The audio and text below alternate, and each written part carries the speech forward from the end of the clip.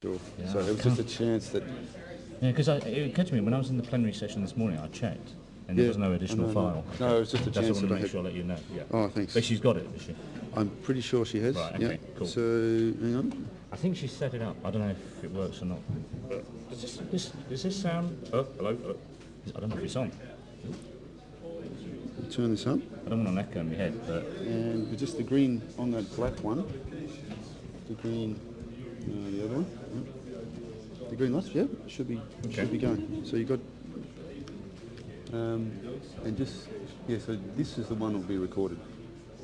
okay, yeah. Yeah. Okay. So. I can write on this one and yeah. Got it. Okay.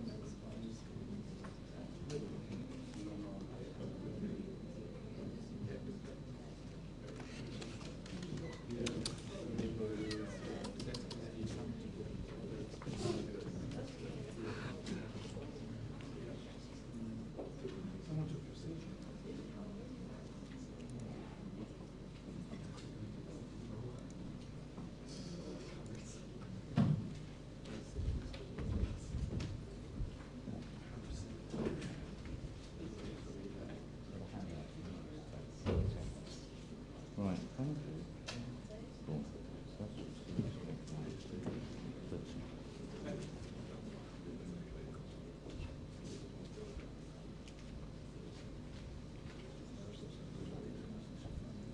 I think that's done.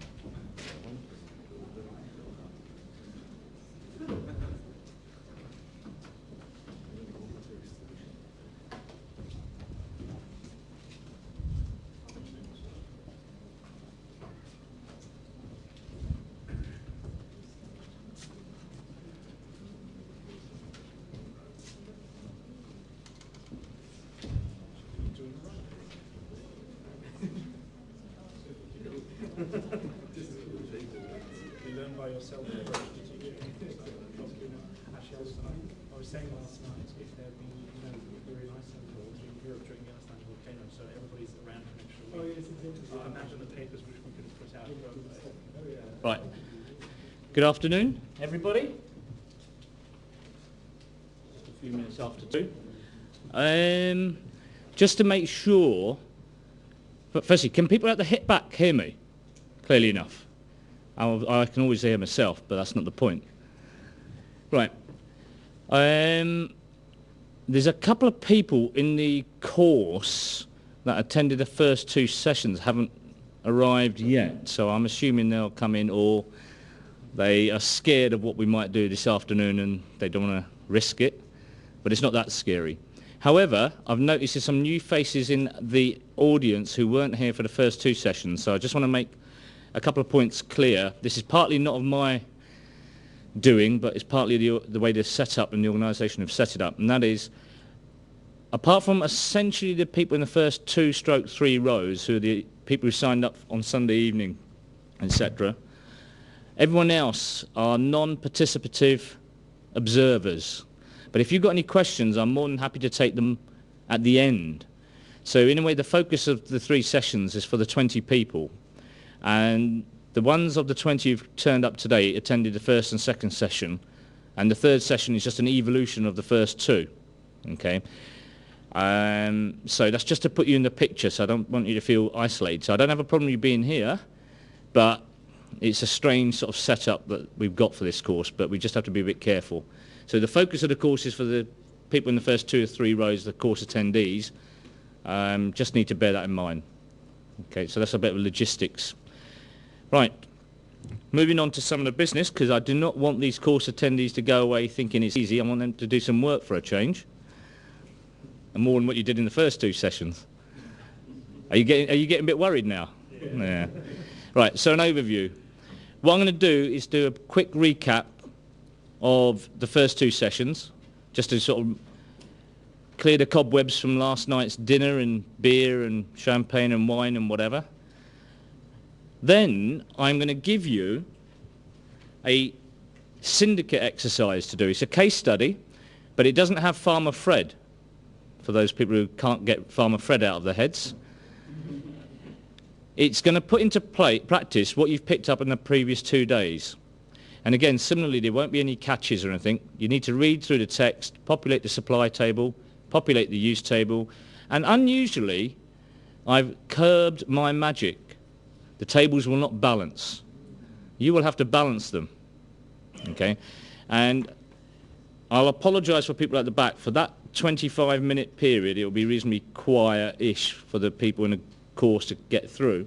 And then when you've done that, we will go through the whole of that exercise together like we did yesterday, so you understand what goes in each cell, why, and then how do you go about balancing to ensure you get a consistent balance, okay?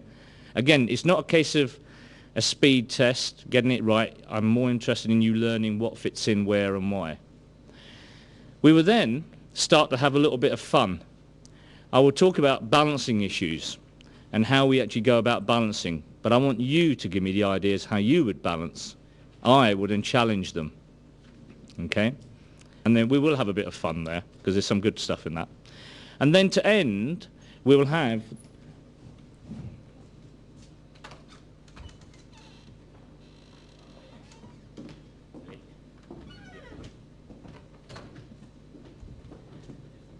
right. And then to end, we'll cover the links between the symmetric tables and the supply use tables, okay? And hopefully you'll have a much better idea of the flow of the compilation process.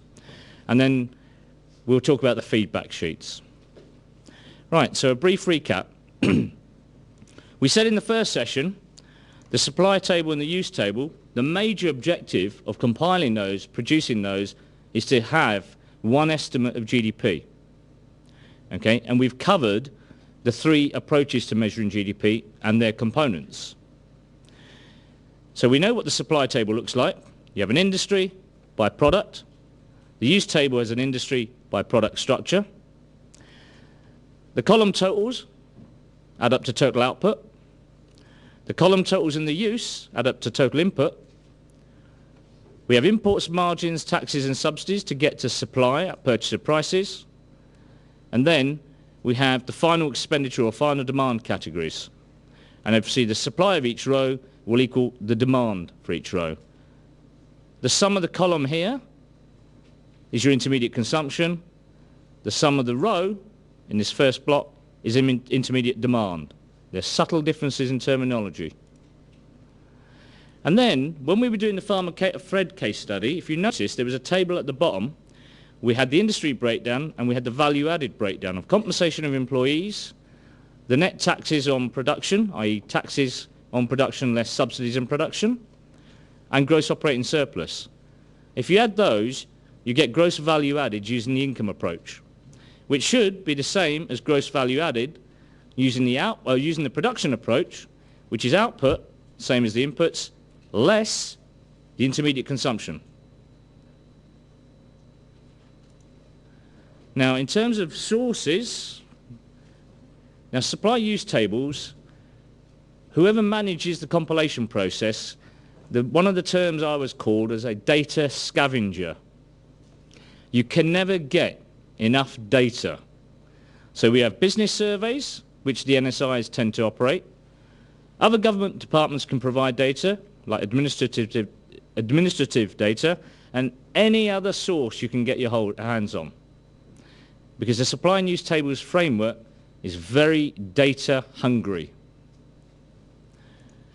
Right, so you populate the supply table by the domestic stuff, the imports, margins, taxes. You've calculated the output. You've calculated the supply. You populate the intermediate. That gives you intermediate consumption, intermediate demand. You populate the final demands, gives you total demand. You know the output must equal the inputs, therefore production is generated as a residual. That's production GVA. You also know the components of income, and that gives you value added from the income approach. All right, so balancing, you've got various identities. Output must equal inputs for the industry. Value added from the production and the income approach must also equal for each industry. And then the expenditure, if you remember from the identity yesterday, is final expenditure or final demand less imports. And as you saw in the Farmer Fred case study, when the tables are balanced, from the three approaches you get one estimate, which is the same. Okay?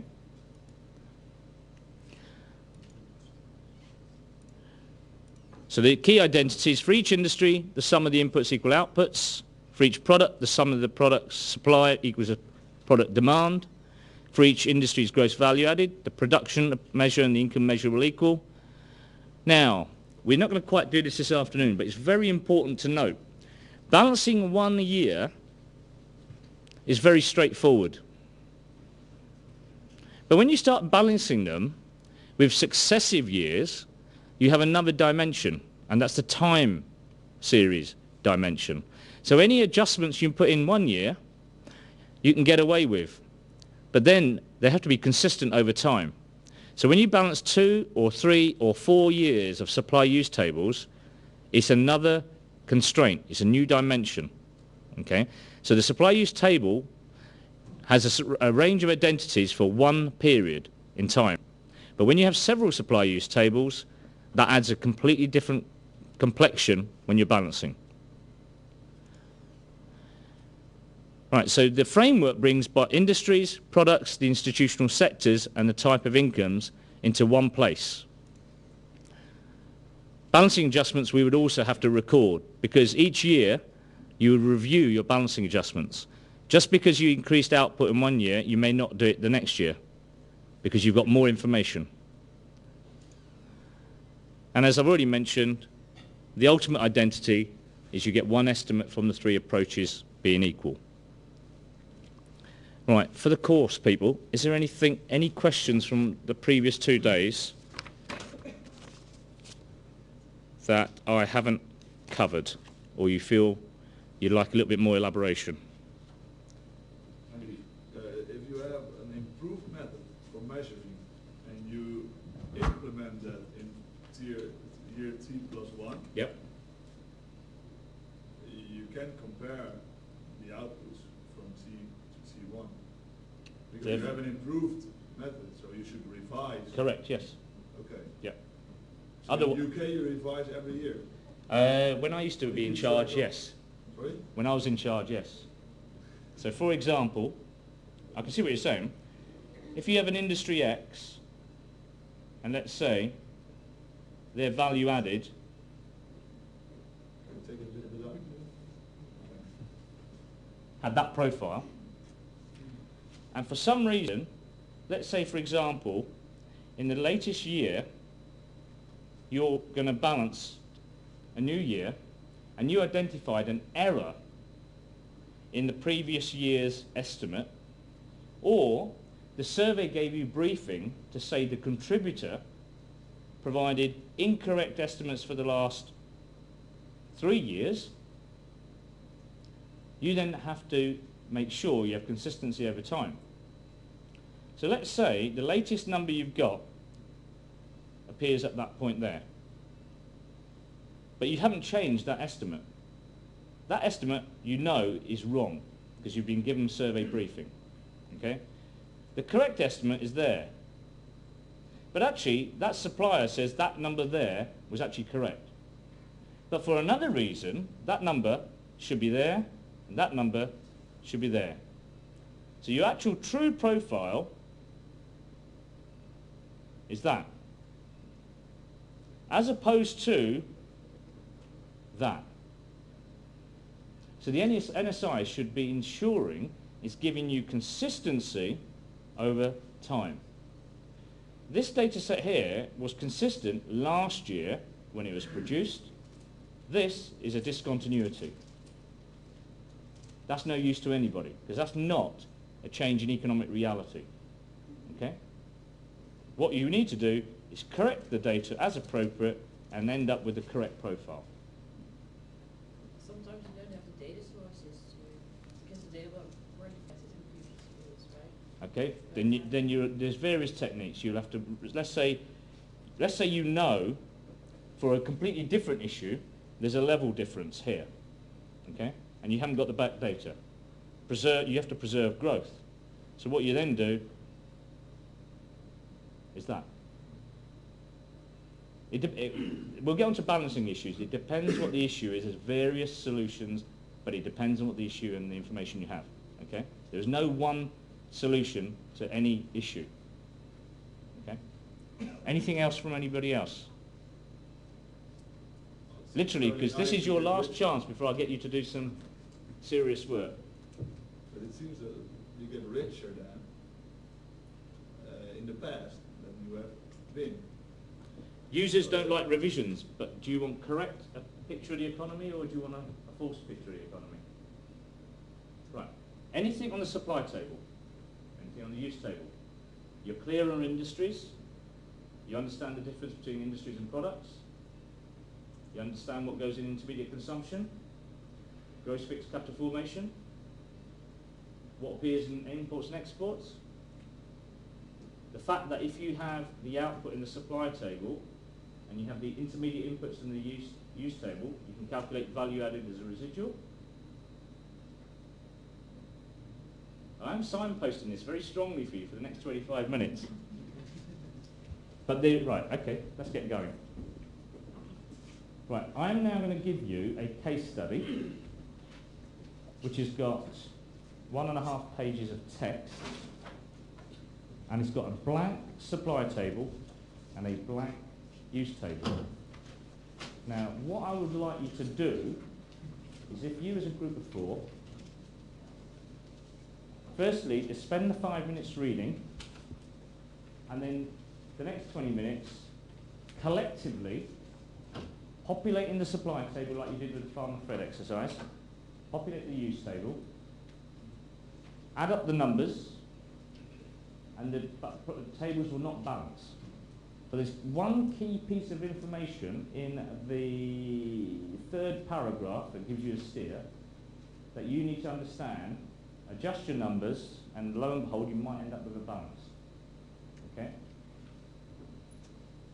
But I'm not going to give you... Right, on this side, I would suggest you 4 work together. And you 3 can work together.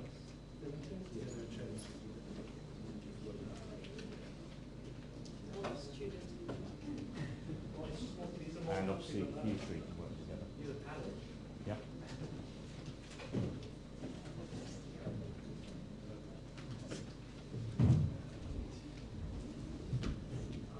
Ah, sorry.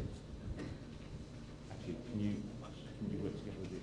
You might, if you don't mind, can you move there so you don't have to talk to each other or whatever? Okay. Right, and if you're not sure or anything, please ask. But I'll be wandering around, hovering around, checking what you're doing. Now, for the rest of the audience, I apologise for, because you're going to have to persevere for 20-25 minutes to allow these highly sophisticated, mature students to do their bit, and then we'll cover what's there. Now, not for the students, but just to keep you lot occupied. Not for the students, you're concentrating, okay? What's happened in the last couple of days? We've gone through the supply table, the use table, the links with the business register, classifications, etc. And we did a bit of a case study with Farmer Fred, Tom the baker, John the retailer, government, etc. to ensure people understood in terms of concepts and principles, what got allocated where. And when we finished that, they produced a supply table and a use table which was in balance. And from that, they were able to derive, using the 3 approaches to measuring GDP and their identities, a single estimate of GDP. Now what they're doing now, there's a case study which gives them details about a 4x4 industry economy. There are some activities that are not recorded, just for the basis of the case study. There's no catches in the case study, and they're going to have to populate the supply table and populate the use table with what they've learnt for the last 2 days. And then they'll find it doesn't balance, and they're going to have to balance it. And hopefully that will give people a flavour of the compilation process, because when you populate supply and use tables, they will never balance first time, unless someone's been cheating, or fiddling, or diddling. Okay? And then when they've done that, we'll go through what goes in what entry and why. Okay? And then we'll pick up some balancing issues. So in the meantime, just bear with us. Okay?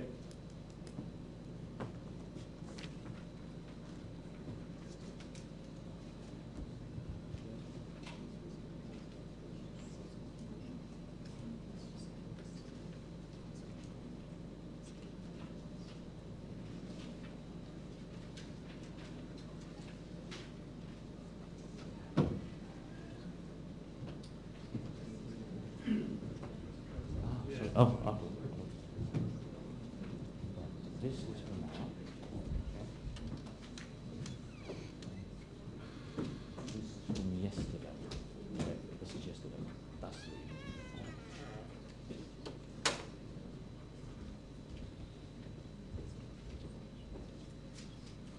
handouts from yesterday.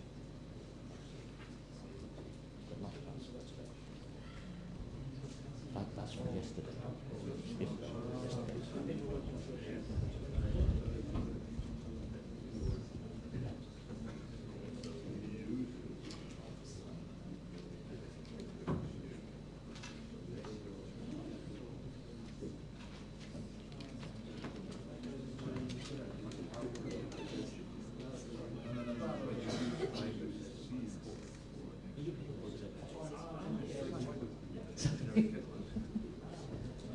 Can you join this week? Sorry, hold on. Could you come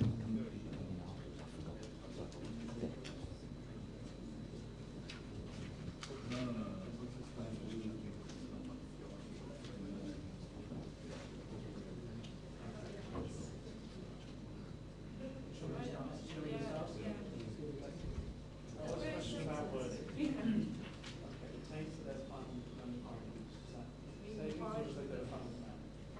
So, what does own mean? I say it's No, don't, you're jumping the gun. What does own mean? Is it for you or is it for me?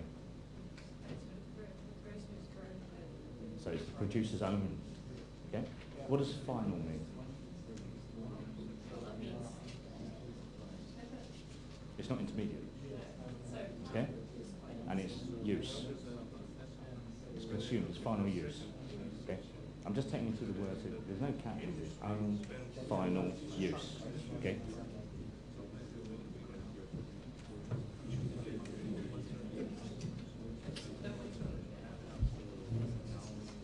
Are you all okay with working together, or are you going to work separately? Work together? Because if you're not sure of something, you can ask and share it.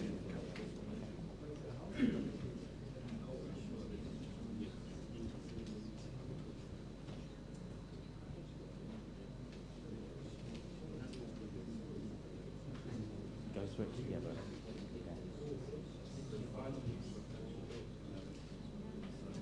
Like I said to these colleagues, own, final use. What do you think that means? Final use. Yep. So the farm has grown the produce, but it's also consumed some of the produce for own final use. So if you think of a farmer growing tomatoes and consumes tomatoes for his own family, own final use. So in that situation, he's a consumer. Okay?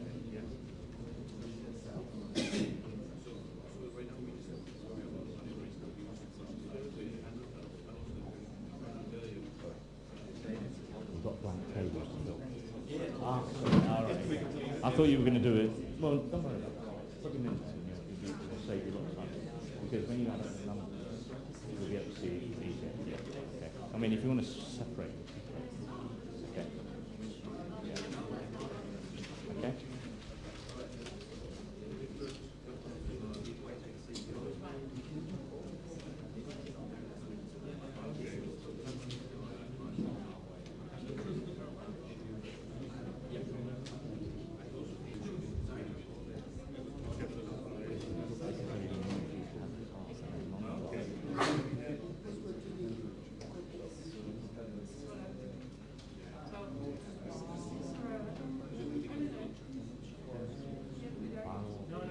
I've got a spare at the end. If I have a spare copy of it, but not even on this. Yeah, yeah. I can email. Yeah. Right, okay. What is, who's making the investment?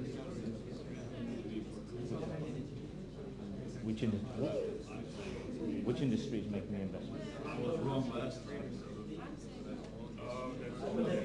Where did you get that figure from? And what's their capital? Agriculture. Yeah, that's fine. Yeah. Okay.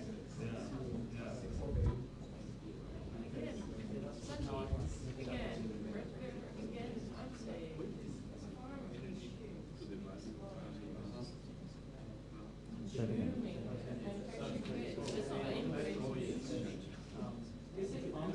Farmer consumes. Right.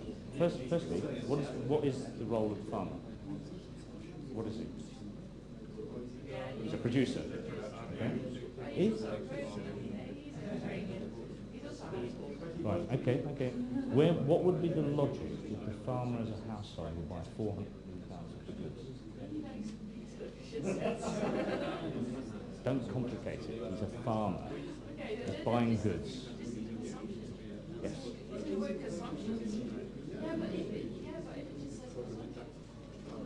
Okay. Right. The survey goes to the farmer. It's a business survey. Okay. So the farmer's consuming these goods to make his output. Yep.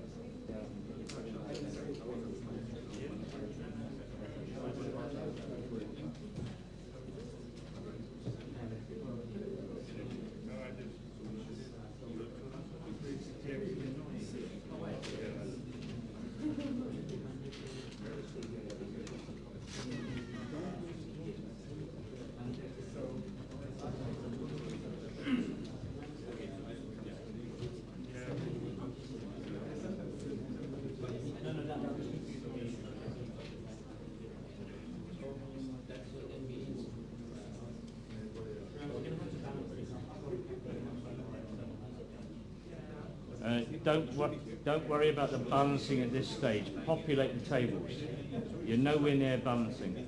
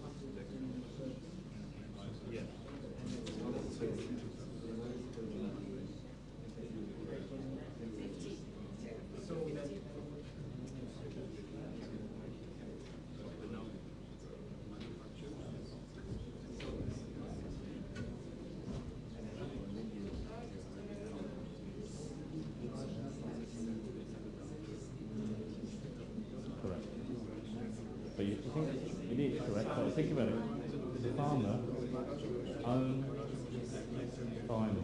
Yes. So in the use statement, where's the farming this? What's the farmer? It's not.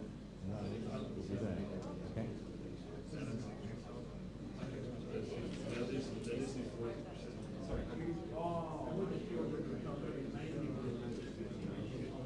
Wow, you're whizzing through, aren't you? Okay. Is there anything you're sure of?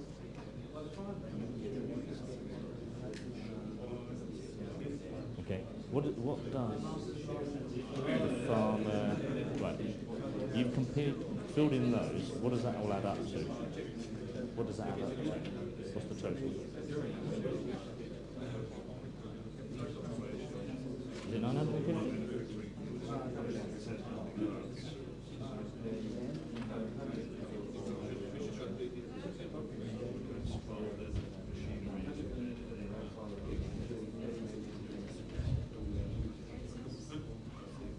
Have you got taxes? Correct. So if you know that figure, what other figure now do you know? That figure, yeah? What does the farmer produce? So therefore, where does that entry go? Correct. So if you apply that logic all the way through, okay? So the manufacturing industry, you've got the total. So what does that tell you about that figure there? Agreed? And then therefore, what else do you make? So if you collude with each other, yeah?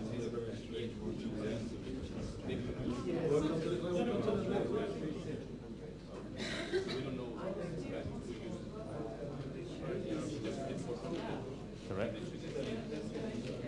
Correct? So hold on.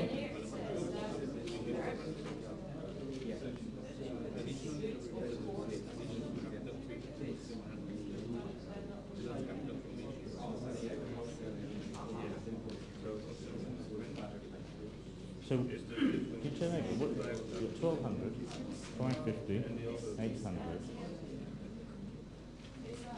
Right. So when you add up those numbers, does that equal 5,700? I think so. No. Yeah, the answer is a yes or a no. Because, do that and see what happens.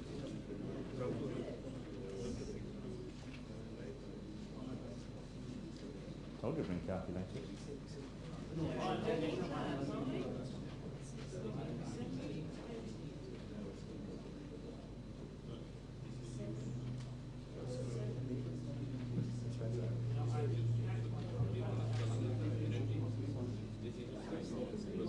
So what's the difference?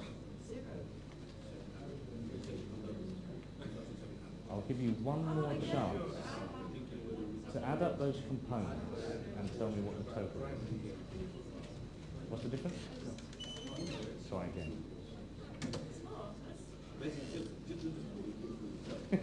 Calm down, calm down.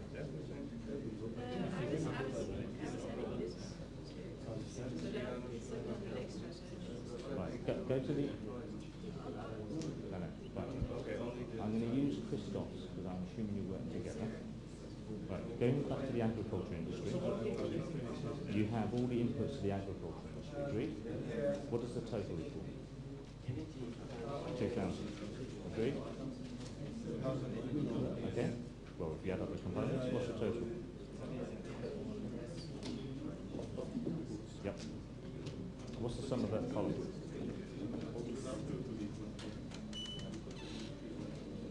I just want to make, I agree with you, I just want to make Christoph is happy. It's 2,000, okay?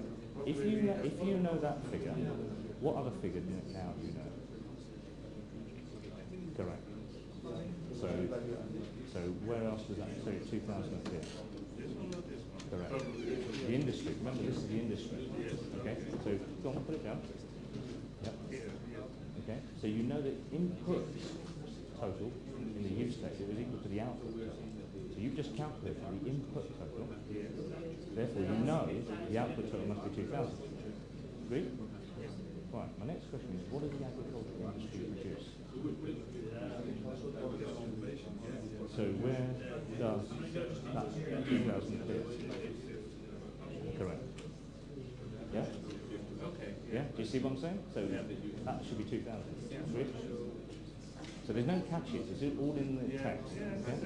So if you keep them like that as you go through each column. Right. So hold on. So you added those up and you got 2,000, correct? So that must be the same as that. Is that 2,000? Correct? So what does the agriculture industry produce? 2,000.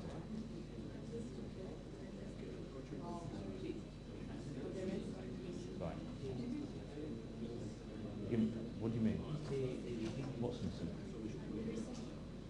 There's no residual. No. So you've added all the inputs to the industry. That equals that.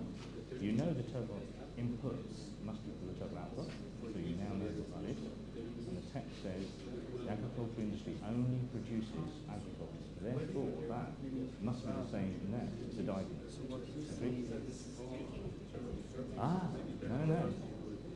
Read the text. 100 million of which it produces is retained for their own final use. See? That's not an input, it's telling you where it's going. Okay?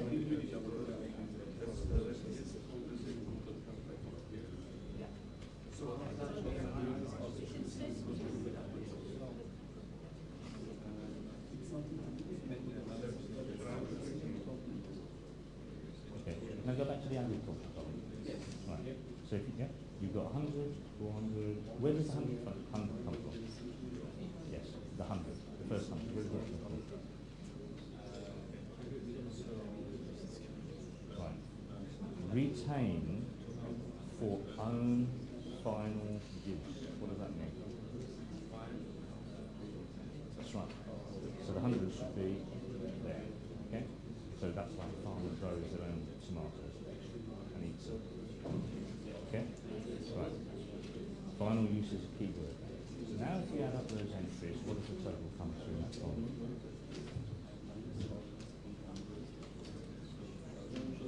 Correct? Now, if you know the total inputs to the industry, what do you know about the outputs? So what's the total output? What does the agriculture industry produce? According to the text, what does the agriculture industry produce? Only agricultural products. So where does the 2,000 go? Yeah. Okay? Okay? And if you keep that logic, apply that to the next column, etc. Why?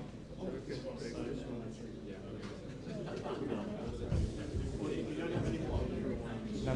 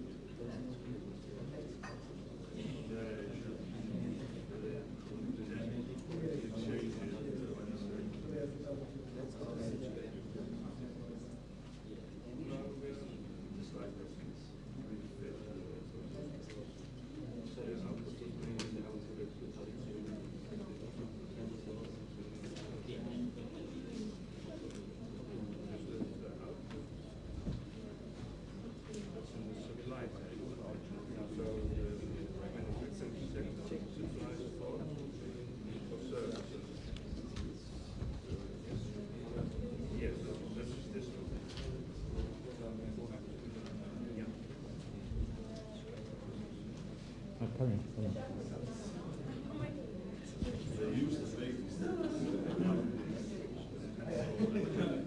Yeah, you're okay so far?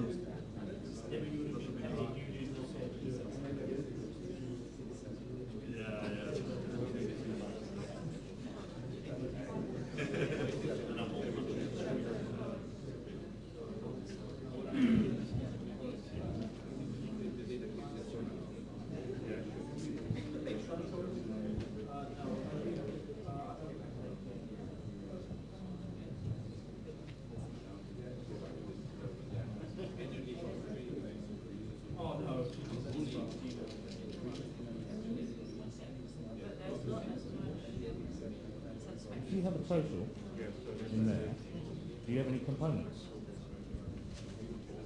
What does the service industry produce? Only services. So you need that, and then obviously you need to amend that one there.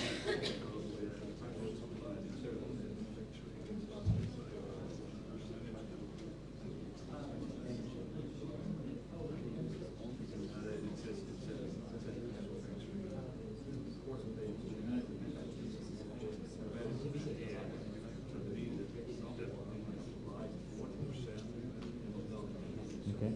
The next question would be, you go to your manufacturing column, if you add up those components, do they equal the total? Add up those components. And you also need to know what taxes we're paying.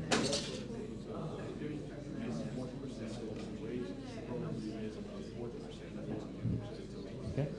And then you need to know what's going there. Those don't add up like that. It's a residual. Okay?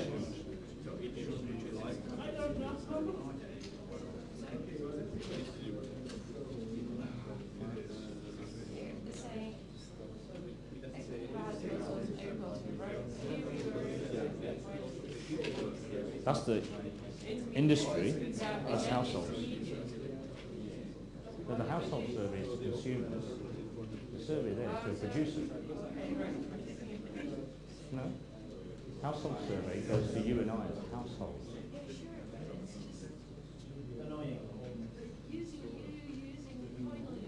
It's a simple term, own final use.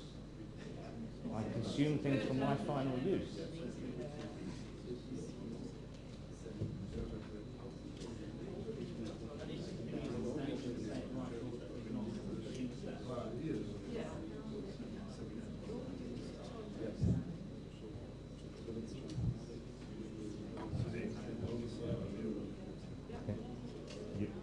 You're okay so far.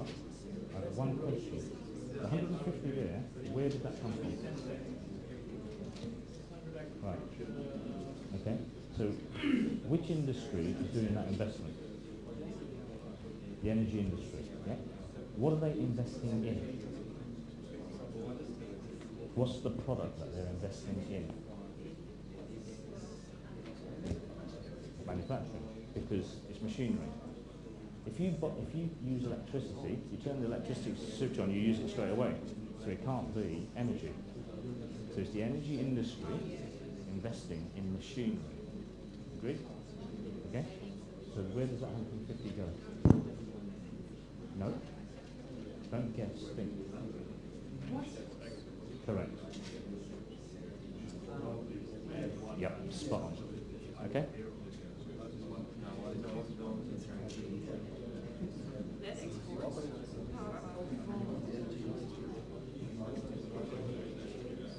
Why?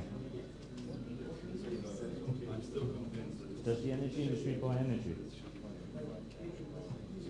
Does the energy industry buy energy to make energy output?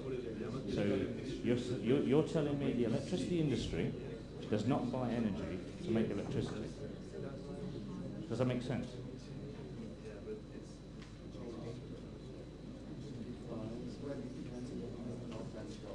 Okay, in your case study, does the electricity industry buy energy?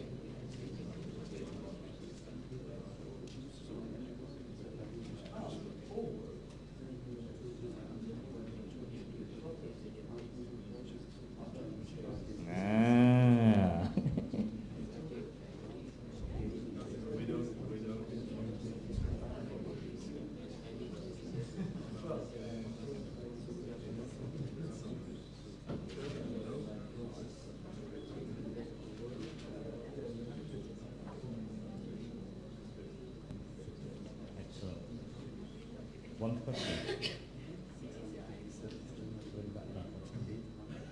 No. I want you to think about where did it come from? Why have you put that there? Right, so the energy industry invests in what? What is it investing in? What product do you think capital equipment will be? Correct. Energy is like electricity. Does that last for longer than a year? No. So what product does that go on? Correct. Okay. Other way Otherwise, everything so far is okay. So far.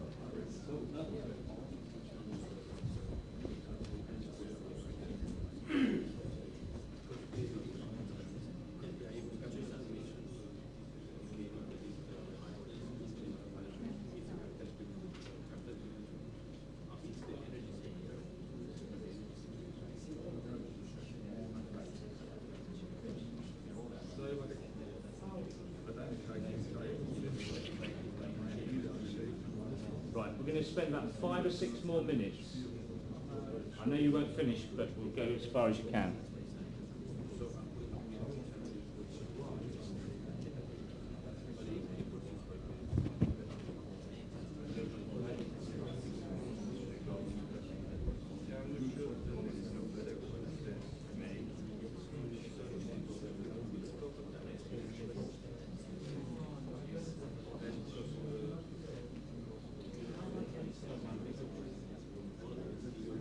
Oh, are you doing the exercise?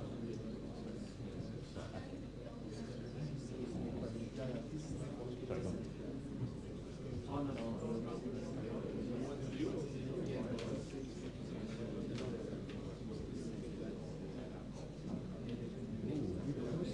Let's have a look, huh? No, don't worry about that. You haven't populated all the rest of the table yet. Populate the whole table first. And then do it, yeah. Because obviously you have to populate all the services, applications. Don't worry about that. Populate, you know you've got that total. You know you've got that total, obviously that doesn't do the same. But what about the rest of this? Okay, populate all these entries and then add up the total supply, total demand, and then move that down. Okay? Populate the rest of the table first.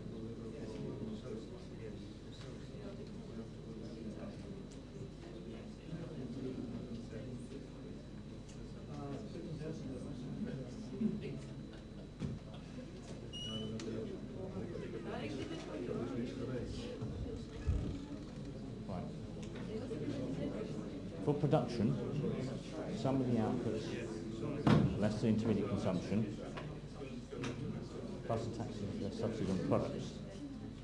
That gives you GDP at market prices. Income, you do the same, expenditure is set. You're right, that's purchase price, that's purchase price. But the taxes minus subsidy on product is the step that moves these two from basic price to purchase price. Okay?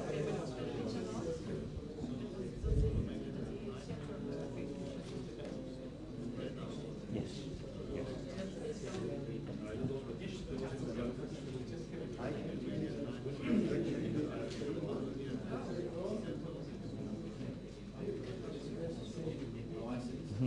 There's no problem. What's your total? Total, yeah.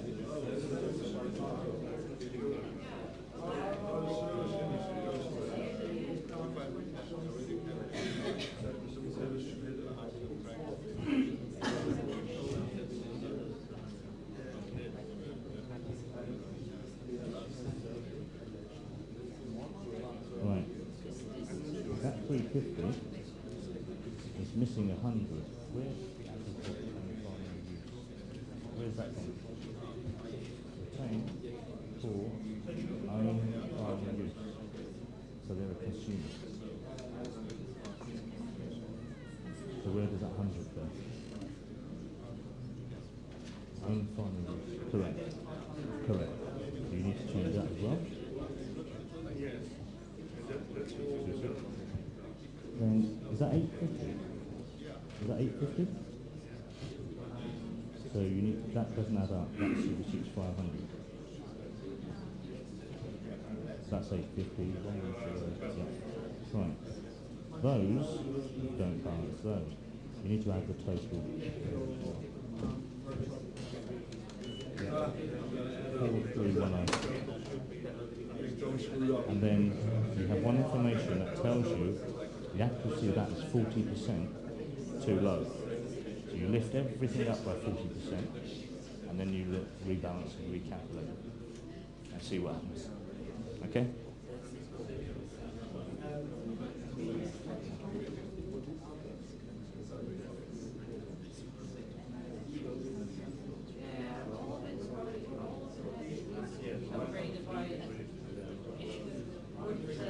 Possibly.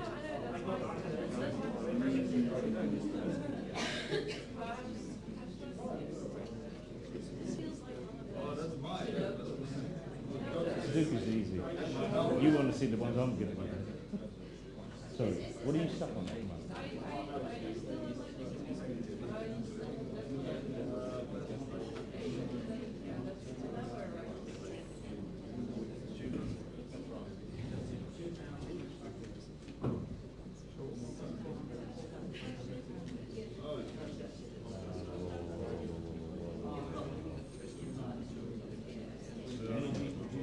Services?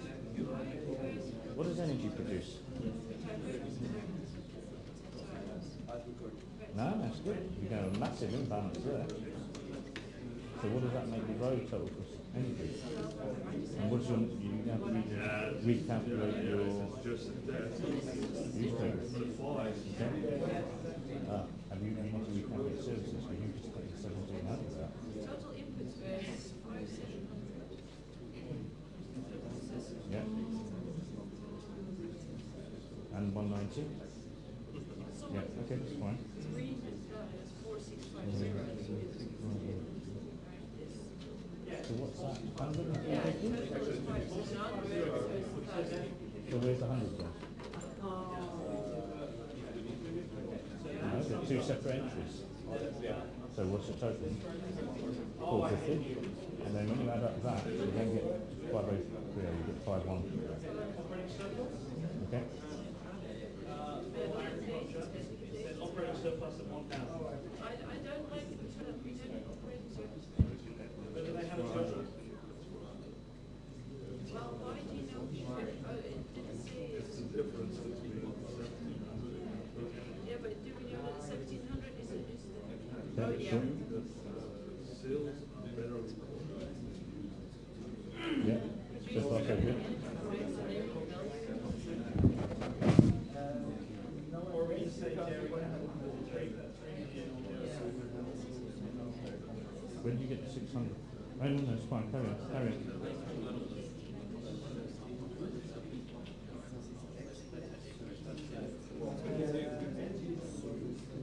Yeah, correct.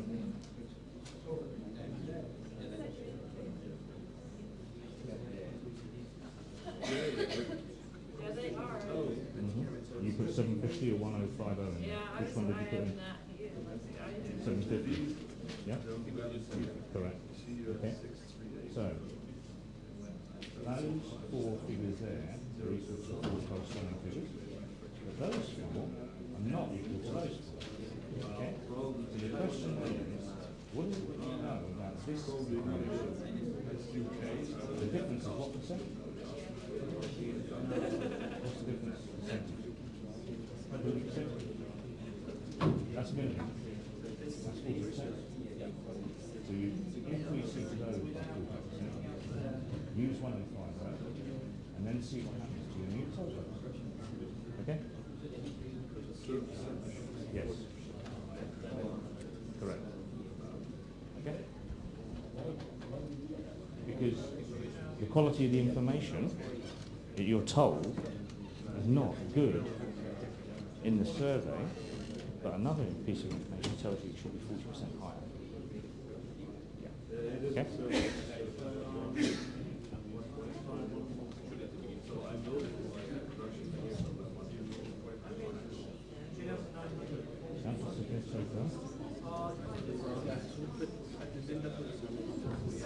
Okay. If you add up these totals, and then see what happens. Okay.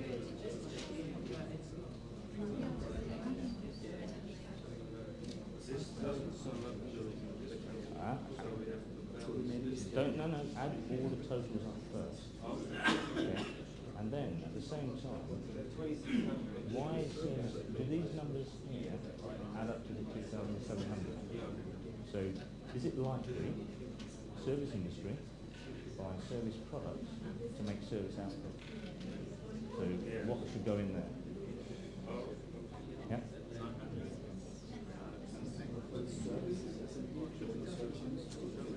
600. Where did you get 900 from?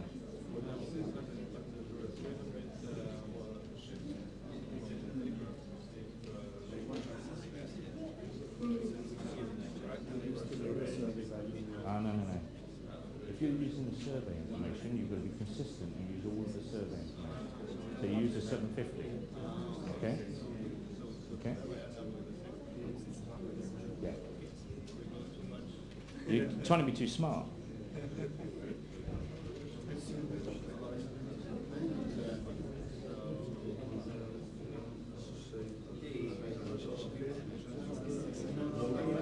Right, okay. If I import 55, what's my net import? And import and export nothing. What's my net import? 55? If I import 555 and I export 500, okay, what's my net import? No, still 55. If I import 555 and I export 500, what's my net import?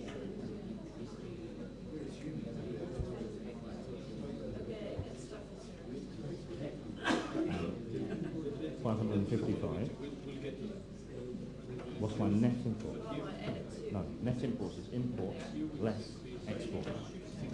So imports less exports.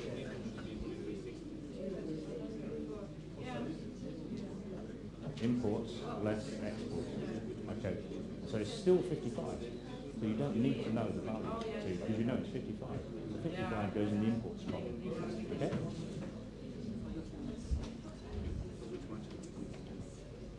How you doing?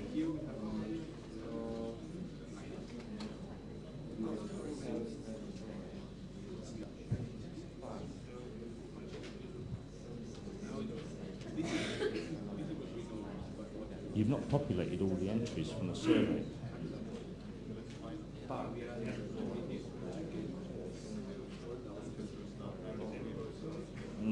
You're jumping the gun. Populated the survey data first.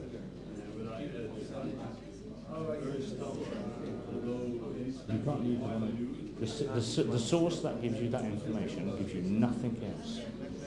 You can't. So what are you going to do with the other survey?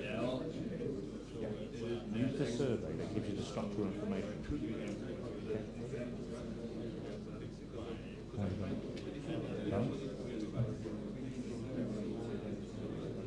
No, don't worry about that.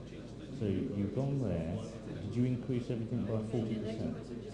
So the 210, what does that display?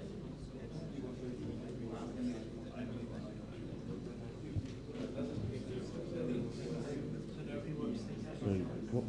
65, 17, 47. Yeah, so you're balanced. Yeah, that's balanced. Right, okay.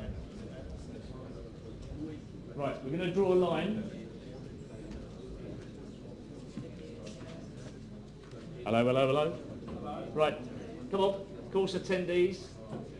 You can't get enough of a good thing. One of you has completed it. Okay, so well done. I think you should stand up. It's also right. It's right. I think you should stand up and take a bow. We're getting it right. Now, well done. Okay. Now, if you can get back to your appropriate slots and whatever, what we're going to do is we're going to go through all of it very quickly. Okay? So you understand the logic and the rationale of what's going on. Okay? And again, like I said, it's not a case of getting it right.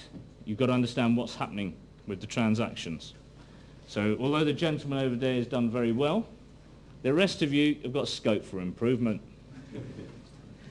Right then, agriculture industry. The agriculture, oh, good girl. The agriculture industry, you've got information there about the inputs to what it produces. So for example, it buys manufacturing, it buys energy produce, services, it has labour costs, it pays taxes on production in the form of business rates, you're told it's got an operating surplus, and if you add up those components, you get a figure of 2,000. Right. Now, is there anything in what I've done so far any of you are not comfortable with? Okay? Does that all now fall into place? Now, if you know the total inputs to the industry, that immediately tells you you know the total output of the industry without any additional information. The case study tells you Farmer Fred only produces agriculture. Is that true? No, it's not, because you're not listening to me. There's no Farmer Fred in this case study. It's the agriculture industry. I'm just trying to make sure I capture your attention. Okay? The agriculture producer only produces agricultural product. So just briefly, you filled in the inputs from the use table. You know what the total input is, therefore you know the total output for the supply table for that corresponding industry. You've been told this industry doesn't produce anything else other than agricultural produce.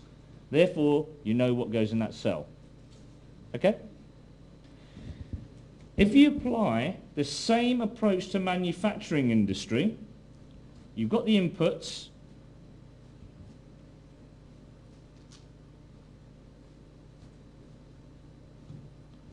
the labour costs, the taxes on production, and the operating surplus. Now the only catch there was you were told a number of the inputs and you had to make sure the components added up to the total. What was your missing entry that you had to make sure that was the case?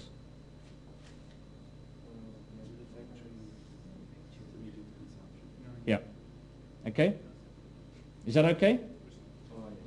Because you're not told all the information, because you were not told about how much did the manufacturing industry buy of manufactured products to make their output. And you know they must buy manufactured products, otherwise it wouldn't make any sense.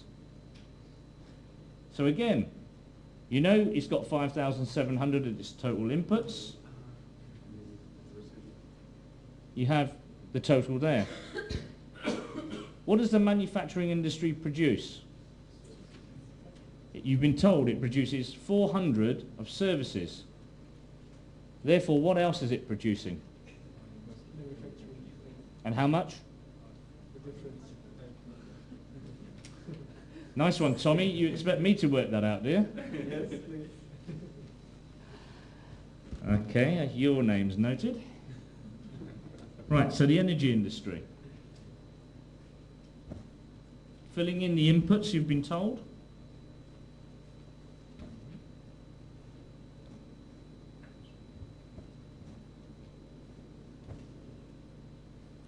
And this is quite straightforward. You've got the 1700. The energy industry total you have in the supply, and you're told the energy industry produces energy. Is everyone okay so far? Right, now we get on to the interesting bit. This is where some of you try to be too smart. It never pays to be too smart. Okay? You confuse yourselves. Now, you don't want to do that. You're not computers, you're human beings. So in the services industry, you're told something about the quality of the business survey. Okay? But you're also told by this other source only one item of information. So this business survey gives you the structural detail. So you should fill in the services as given in that survey. So the unadjusted numbers, but based on the survey, should be what I've just put in this column. However, you were not told anything about the service industry buying service products. Now, is it likely the banking industry will buy advertising as an input? Is it likely the recreation industry will buy banking services? Yeah? The service industries do have service products as an input to make their output. So you were given the components. Apart from that, you were up to the total. As a residual, you now know what the service industry buys in the form of service products. Okay? You know the total, so therefore you now know the total of the supply. Oh, the output of the industry, sorry. What does the service industry produce in this example? Services. Right, just to complete the supply table, on the imports, you were told there were 600 and 1200 and 190 on the service products. Is everyone reasonably happy with that? Because I know we've got a quirk on the export side. So there's no tricky bits in there. Oh, but how about energy? We only know the net export. Right. What does it say in the text? Net exports. So does the exports appear in the supply table? Well, the net exports means that something is imported and something is exported. Okay. And we don't know this value. Okay. Right. If I import 100, no, let me see. If I import 0, but I export 55, what's the net export? If I import 500 and I export 555, what's the net export? 55? So it doesn't matter about the gross value, it's the net value. Now, because you're told the net export is 55, where does that figure appear? It appears in the export column. And what's the product we're talking about?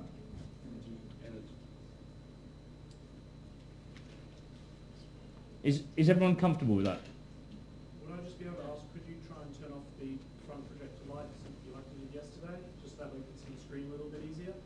Good point, but I'm not sure how you do that. Okay, great. 'Cause I know I must admit, I'm not quite sure how it's... Shall I try the obvious? Yeah. No, the silver one. The silver one's still on. The silver. Way! Is that better? Sorry. Yeah, thank you. Okay. Because I know I'm struggling with that. Well. That's all right, sorry. Right. If that figure, as I said, the export was 555 and the import equivalent was 500, the 500 has no effect on the net balance. Okay?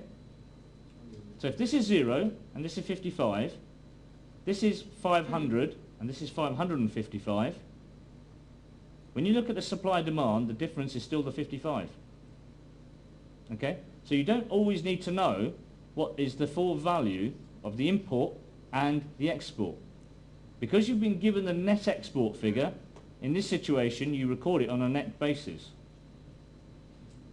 Okay? Right. Household final consumption. Right, anyone in the audience prepared to tell me, or the course members prepared to tell me what goes in that first cell in household final consumption? 450. Now, can you tell me how you got the 450? For the results of the HFCA Okay, fine. Is everyone happy with that logic? The agriculture industry produces 2,000 of agricultural produce. Agreed?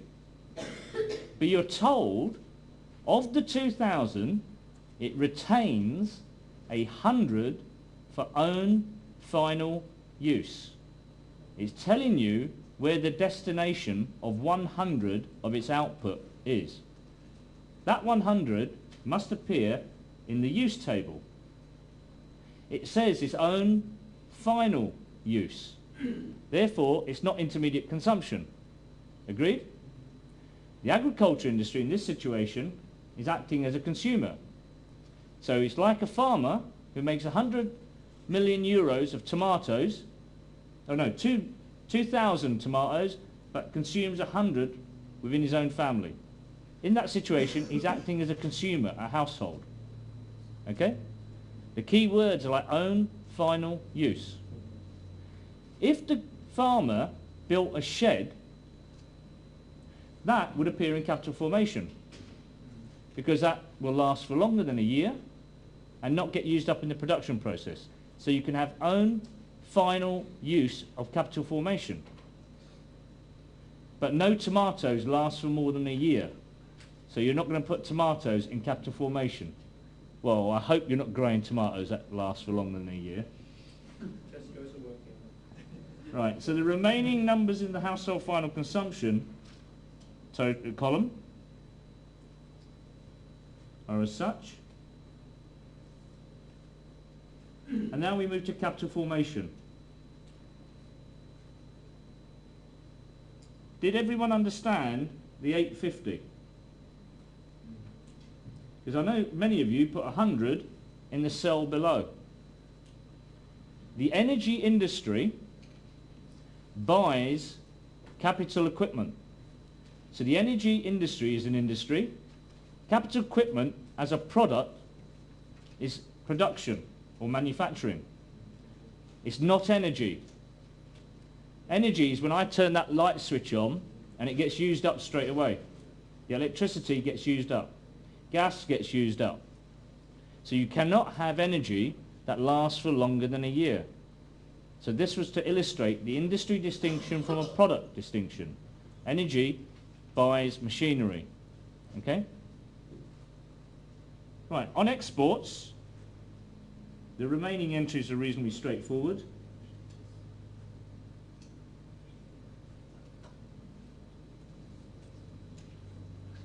Right, while I put the figures for the totals in, is there any questions on that so far? Is there anything anyone's not sure about? Why, what has gone in each cell?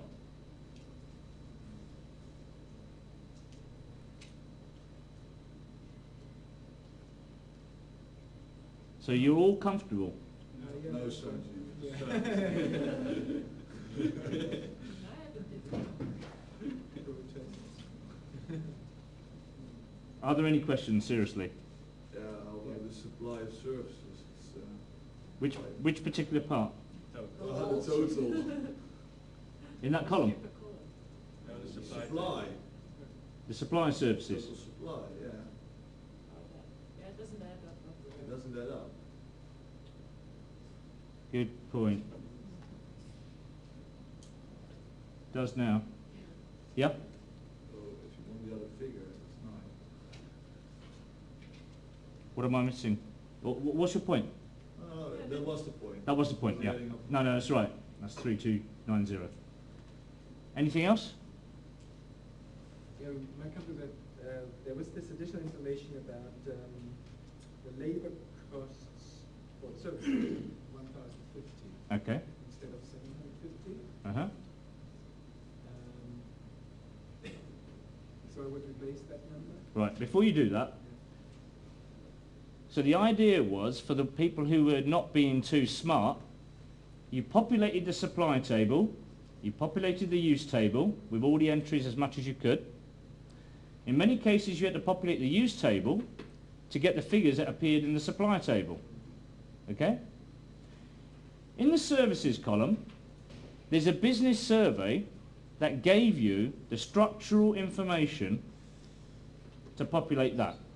It told you the service industry required 150 units of energy input, or agricultural input, to make 2,700 as its output.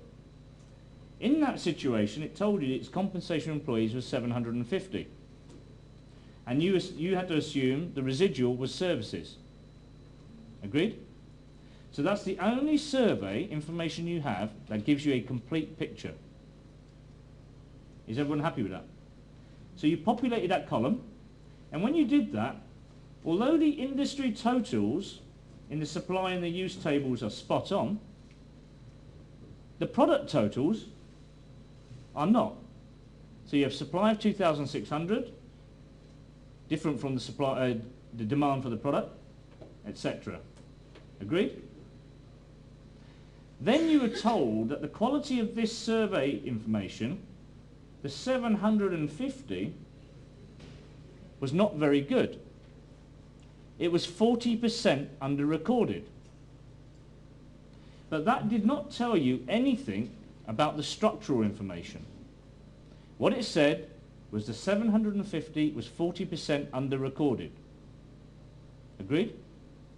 So if you then say you uplift each of the entries by 40% to get what may well be an exhaustive coverage of the industry, you are retaining the structure. Okay? Because the alternative better source tells you nothing about the structure. It tells you the accuracy of this compensation of employees figure, it's missing 40% of the activity. So that's essentially the same information, this 40%. Yep. And the difference between 750 and 1050. Yes. Yeah. So what you then do is you uplift each of those entries, so the 150 becomes 210, okay? The 300 becomes 420, the 225 becomes 315, similarly 840, 1050, which you've been told, 140, 805. Now that changes the total to 3780 in the use table. You then have to change the supply table to be consistent. Okay? You've then got to recalculate your totals. And by magic, when you recalculate your totals, the supply and demand for each of your products balances. So even you can do magic, but only one of you. I think the gentleman knows who he is. Right. Is there any questions on what I've gone through? Do you understand, or have got a feel and a flavour of what goes in what cell, why? The terminology does make a difference.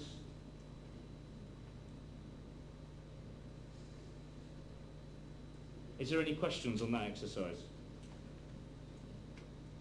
Is there anything you do not understand about what's gone where? So it is a complete, I mean, now you have road totals of the supply table you can use. Sorry, You have road totals of the supply table you can use to work back, see how much the difference is, just add it to services, right? But it's limited. Yeah, but it's just to give you... In real economy, you're missing much more, it's much more unbalanced, but you still... You have 25 minutes. I was just trying to give you a flavour.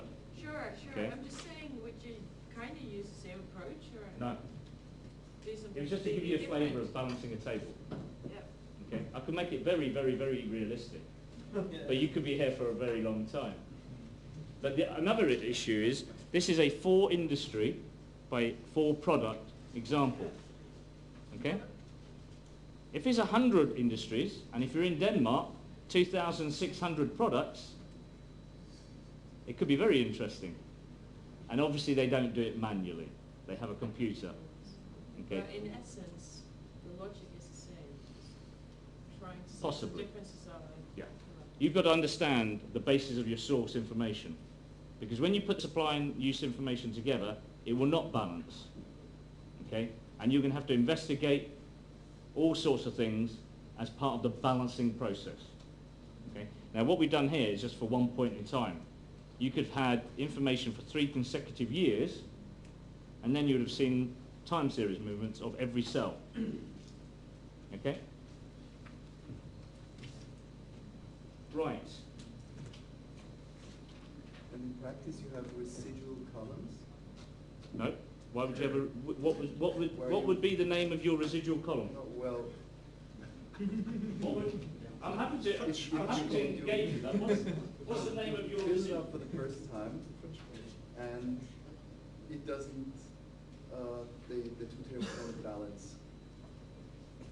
And in order to basically capture this residuals between the two tables, I don't. would assume you would. Christoph, I'm sorry, but I do not see in what we've done in the 3 days. Yeah. Where does it say a column heading called residual? No, it doesn't say it. I'm just saying in practice, if you're sitting in your office, Inventories and supply valuables. use team, and you start compiling such a table, Yep. I would guess that, or would you use basically the services No, industry? no. I would investigate every cell. No such thing as a residual, because in this framework, you have identities. Yeah. No, They must equal. The thing is, you make a first estimate, Yep. you realize they don't balance, Yep. and you have to calculate what's missing. Yep. That means you have a residual. That's what's missing. No, it's an imbalance. Yeah, and so you have to work on what is missing. Yes. And I'm just wondering whether you have a column where you capture all those things you don't know. No. And from which you depart. No. No. No, because you have to go back to this picture, and you will say, I will investigate every row or every column such that I will ensure the identity is equal. So when you had the figure of 2,600 compared to 2,540, obviously the difference is 160. The problem could be anywhere. Arbitrarily, in this example, to make your lives easier, Yeah. I've given you an easy solution. But it could be all sorts of reasons, but you would have to resolve that difference. Yeah. Okay? Right then. So a little bit more light-hearted. Right. You are told the supply of alcohol, which you all know about because you're industry experts. I apologise for the size of the writing. As reported by the brewers and the importers, is 8 billion euros. So, the brewers, i.e. the producers, and the importers give you a total of 8 billion. But the consumption, as reported by the ever-reliable households, is 6 billion. Which figure are you going to believe? Producers. Why would you believe the producers? It's an unwanted answer to tell exactly what you consume in alcoholic beverages. Okay. And usually producers know better what they sell Yep. than consumers what they buy. Okay. So you would go with the 8 billion Yeah, definitely. and say, that's fine. Okay? Yeah. But I've not said anything about, actually in the wrong table, smuggled imports. Assuming smuggled exports. Smuggled imports of alcohol. So that increases the supply. Agreed? Yeah. Okay. So the supply is actually even bigger. Now, why are the households under recording? Because they don't declare smuggled imports. And they So they might not declare the smuggled imports. They've had so much to drink last night they can't remember how much they've drunk. They fill in the form. They don't want to admit to their partner how much they drink. Lots of reasons why household surveys will under record. Do we go to every household in the country? No. So like Ruben's point, you can easily go to all the producers of alcohol, and you're more than likely to get a better quality estimate of the supply of alcohol. But you can't go to every household in the country to find out what their consumption is. Agree? So in there, lots of things need to be considered and changed. No single solution. Right. So the expenditure as recorded by households on taxi fares in 1 year is €1 billion. Do you have a handout for that, or is it? Yes. I just want you to think. Okay. It's easier if you have, it's... No, Okay. I can't make your lives easier. It's not. It doesn't work that way. So, expenditure by households on taxi fares is €1 billion. But the taxi operators, when they've been asked, their output is only 500 million. The text. Oh, sorry, 500 million. Which one are you going to believe? Sorry, I'll go one. Sorry. Household expenditure. Why? All right, avoid tax. Yeah, okay. You said neither. Neither. Probably be greater than it has to be. You would have tourists. Okay. So we may not be capturing everyone in the household definition. Tourists may not be going to those yet. So that 1 billion is actually higher. You're talking about taxi drivers avoiding, for tax reasons, they're under reporting. What other reasons? Illegal taxi drivers. Okay. So we'll be missing their activity. What else? Consumers overclaiming on their taxi fares due to going through businesses. Business expenditure.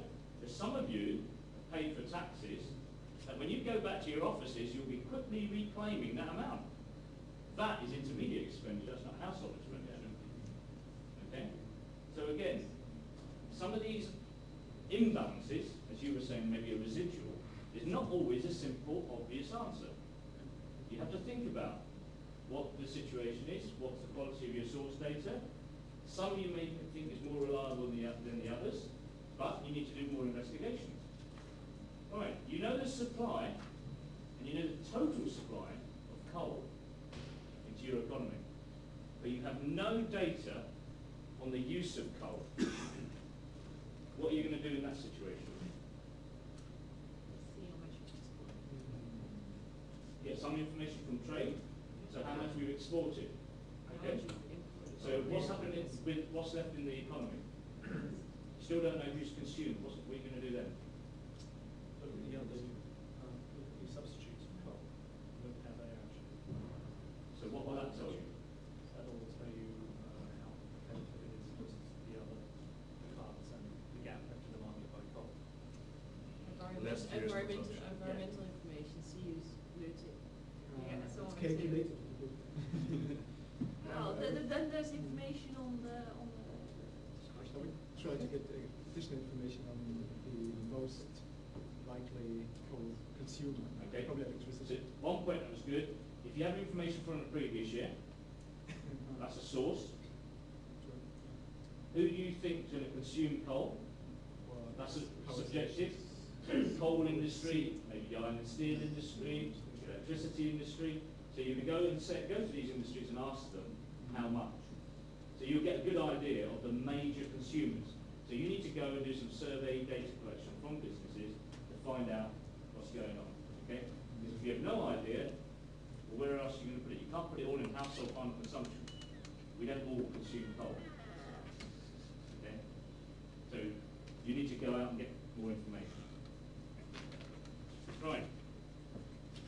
So, between 2 years, in 1994 and 1995, the output for the pharmaceuticals industry grew by 15%. And remember the relationships between output, which is that row there, the same as the inputs. And remember the value added is the sum of those three items: compensation for employees, taxes less subsidies on production, and operating surplus. So the output of the pharmaceuticals industry grew by 15%, but the intermediate consumption only grew by 7%. Is that plausible?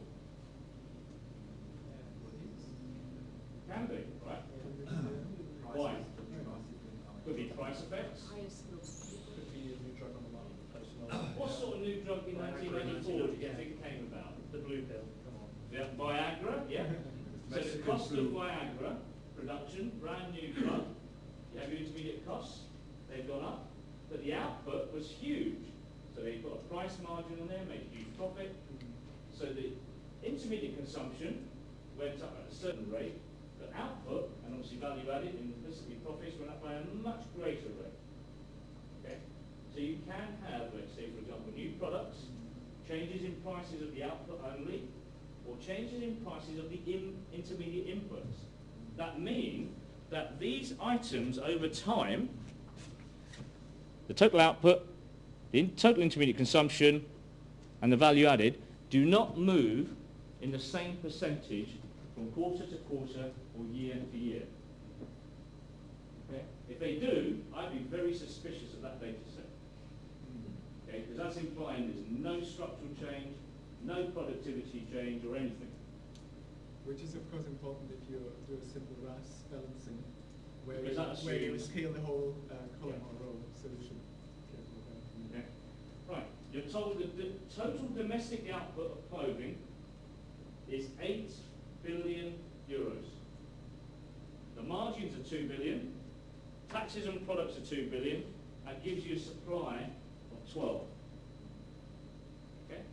So domestic output 8, margins 2, taxes on products 2, gives you a total of 12. But the demand is 18 billion. So there's a 6 billion difference. Demand is greater than supply. What will you do in that situation? Or your clothes are bought by cheap margin. No, you're not balancing. You'll give me intuition, explanation. I can employ lots of economists to give me weird and wonderful woolly explanations. So But, there's no trade. there's no imports, so okay, that will help to reduce the gap. Exports, but they'll actually go the opposite direction. So yes, there's an import and export issue. So by adding the imports, you've increased the supply, and that reduces the gap. But in demand, you can have some more that will increase the demand because of exports. Overvalue your goods. You're not helping at all. Inventories. Inventories. So some of the supply could have been produced or imported, but not actually sold. So they're sitting as inventories. But if we've got domestic output at 8 billion and margins at 2, which is roughly 25%, is that feasible? So when all of you go out and buy your Dolce & Gabbana, FC UK t-shirts, etc., what do you think the margins are like in terms of clothing? Are they 25%? Or when you go into a shop and it says 65% off, and the retailer is still making a profit, does 25% margin sound feasible? Must be larger. So there you go, there's another area.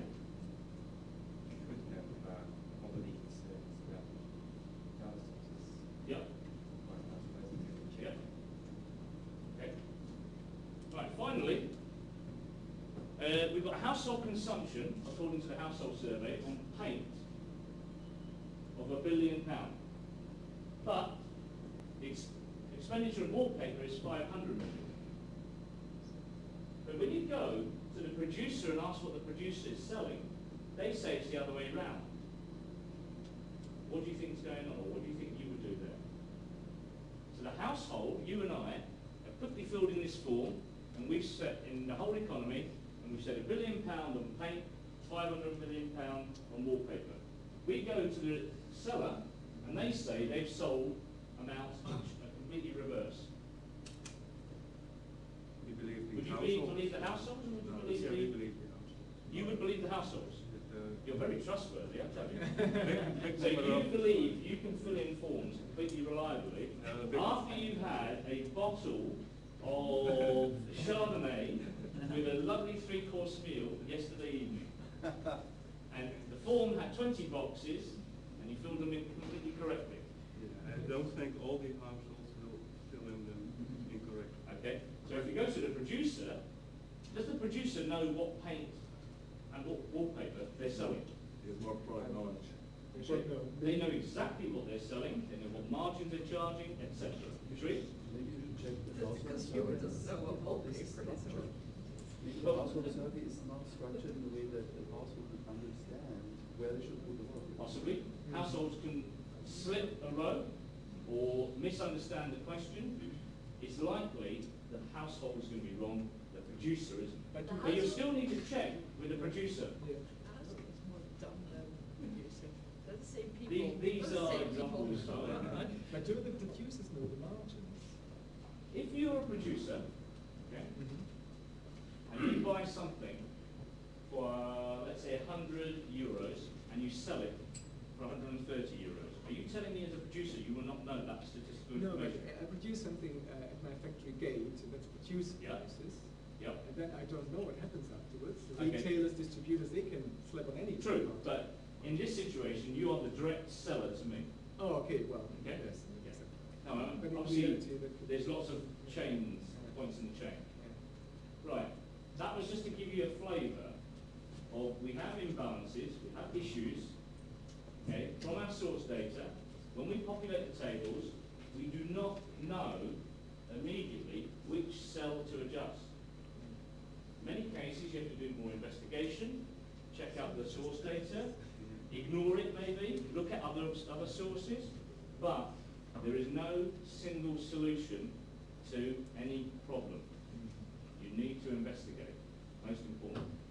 Do statistical offices, when they do the balancing, do they take into account that some values are more uncertain than others, or might only go in one direction? So is that taken into account? Yes, definitely. I can hear. Nothing wrong with my hearing. Right, It's just, that concludes what I wanted to cover. My question now is there anything that in the last 3 days of session that we've had that still you feel uncomfortable or you're unsure about? So hopefully you've got a flavour of what's a supply table, what's a use table. If you remember, we did the circular flow of income, farmer, bill and his shoe factory, the business register. You've got the structure of the supply table, the use table, what goes into the various cells, and then obviously there's lots of balancing issues.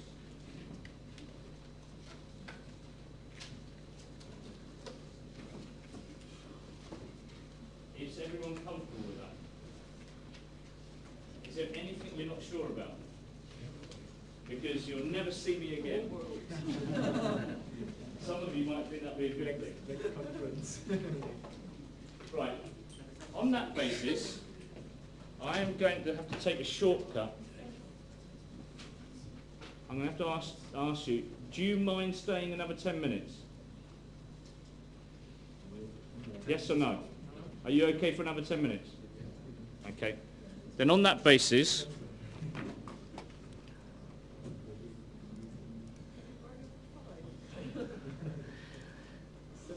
negotiations are over about 3 seconds ago. Right. So I just want to sort of fill in a few gaps, although I'd like to have spent a bit more time, but I think hopefully you benefited from the balancing exercise more so. Now, some of you may have seen this before, but it's very important to know the statistical value chain. So we talked about the business register, and obviously there's going to be data collection processes, surveys produced, results which then feed into the national accounts, labour prices and social statistics. But obviously in the national accounts, supply news tables are produced. Okay? So a lot of the surveys, if you remember, we were trying to collect the whole circular flow of income in an economy, all the way down to farmer, bill and the shoe factory. You need that register to allow you to do the sample surveys. The sample surveys collect information together with the administrative stuff, and any information from any other source helps you to populate the supply use tables. And then obviously once you've produced those, and now some of you may well be not producers but users in the form of regional accounts, environmental accounts, satellite accounts, and then comes the input-output tables. Now many of the input-output tables are not necessarily compiled as often as supply and use tables.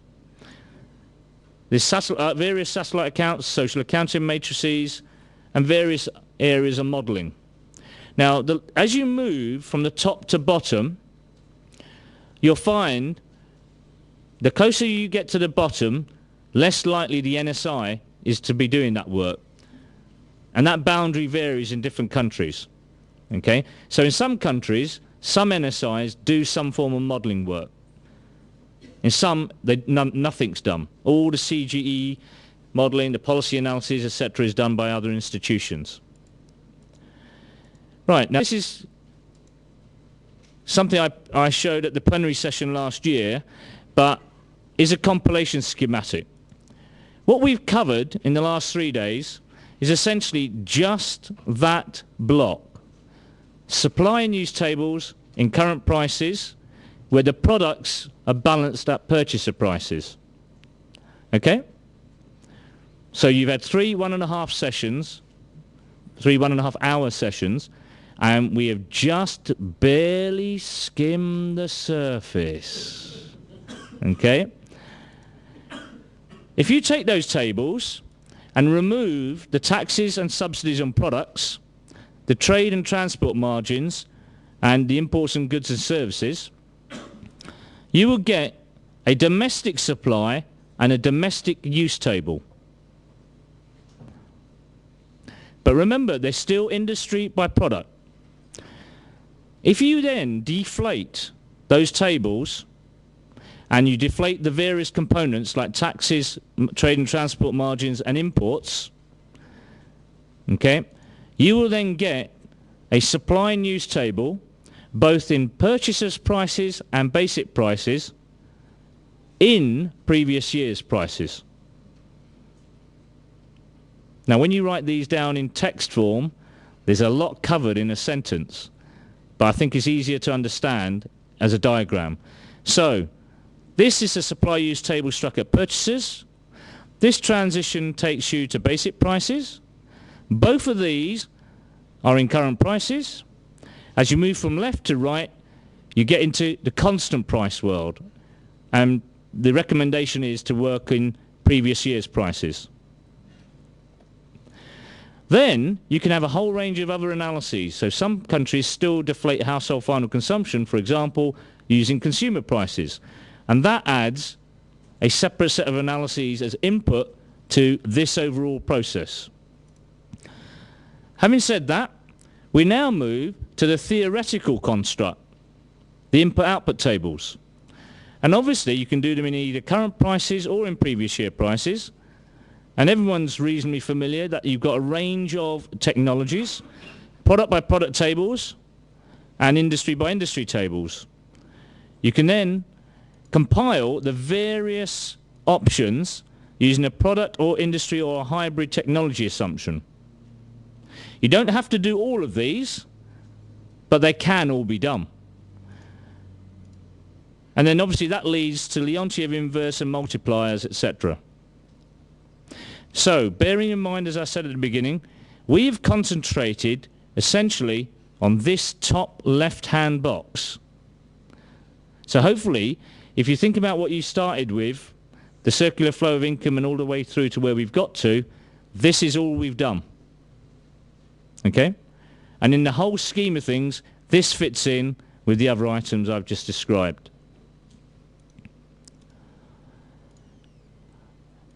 I'm not going to go through each of these, but there are various differences between the supply and use tables and the symmetric tables. The supply and use tables are closer to economic reality, where symmetric tables use a whole range of assumptions. The supply and use are now used in many NSIs, core of the national accounts, to produce an estimate of GDP. The IO tables are being viewed as an add-on. One has to be square, one can be rectangular. It's very difficult to invert a rectangular table and have some meaning from your results. But supply use tables, it doesn't matter whether they're square or rectangular because you're not doing any inversions. The data flows on the supply use tables, because they come from survey forms, etc., are closer to economic reality. Input-output tables have a whole range of assumptions implicitly built in there. Now, supply use tables, many of them now exist quarterly and annually in some countries. But the IO tables are either annual or a lot more irregular, sometimes 5 yearly, sometimes even less regular than that. And it was interesting this morning, I think Jose did a paper on using supply and use tables to build analyses from. Impact analysis is still very much done using IO tables, and economic analysis using supply use tables. But there is a clear drift to using supply use tables because they're available a lot more often and regularly. And then finally, IO tables still quite legitimately are used as a structural base for models. But the supply use tables feed into various other products. But as time goes by, people will start to use supply use tables as the base for a lot of their models. I think I've covered most of these items in terms of the various differences that you can have. And that then leads me to say, is there any last requests? Because I have one more.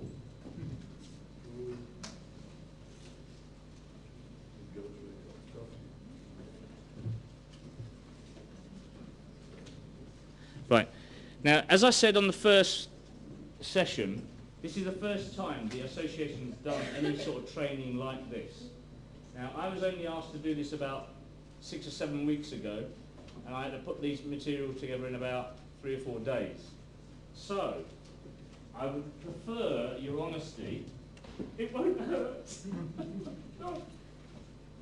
Can you spend, if you don't mind, 5 or 6 minutes just filling in these feedback forms? Because it will help not just myself, but most importantly the association to either improve, change what they do, or, well, obviously you're not filling the form in, are you? No, it's fine. Okay. Yeah. But it will inform what we do. Okay. If you can't fill it in now, if you don't mind, could you fill them in and give them to me either later today or tomorrow, please? If you can fill them in now while it's fresh in your mind, it will be appreciated. And the form is more so comment feedback as opposed to I'm not worried about the marks out of 10. That's irrelevant in this sense.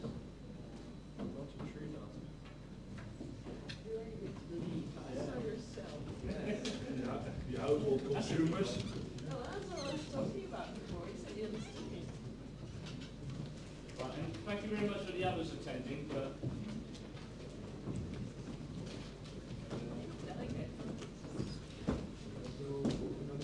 Anonymous. okay, but they're not one group, but that's an association. Okay, cheers.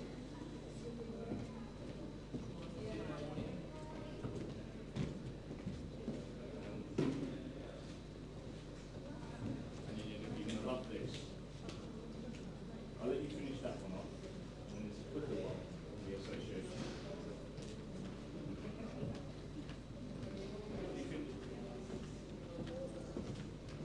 How relevant is skill? What you said?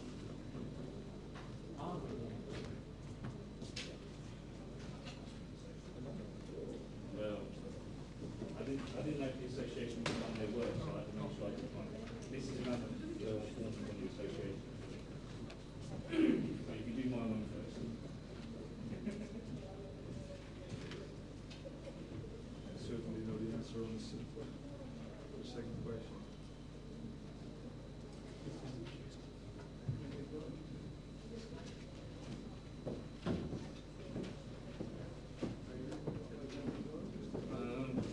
It's not a complete set. These are just like the last 3 days. Don't take my stuff. This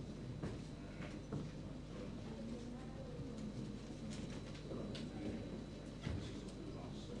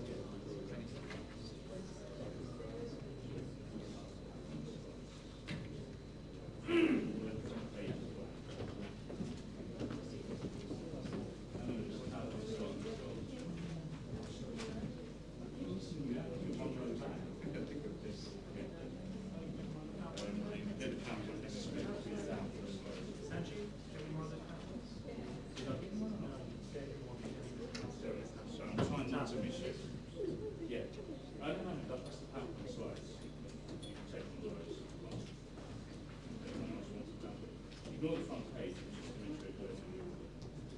Okay. Actually, any of these you want to take.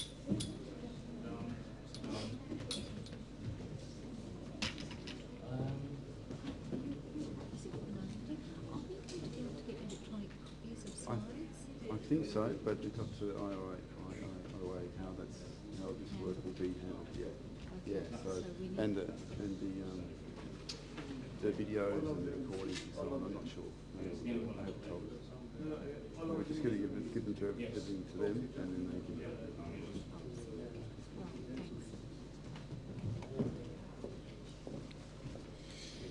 Oh, brilliant. Thanks a lot. Sanjiv, I assume I can stop this, can I? Yes. Yeah. I was just wondering whether it would be possible to get a printout set